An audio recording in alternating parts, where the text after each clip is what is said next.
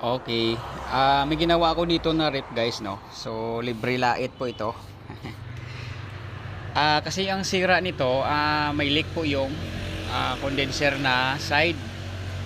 So wala tayong makunan na condenser kasi kailangan na gamitin kasi magpapasko ngayon. So yan, nilagyan ko po ng condenser ng aircon. Aircon po ito na 1.5 horsepower. So tinanggal namin yung pins kasi scrap na sana to.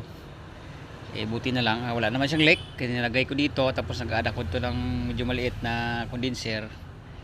Tapos nag-add rin ako ng fan guys kasi sobrang init. So okay naman, okay naman ang kanyang ice. Buksan natin ha. Yan na. So nag smoke naman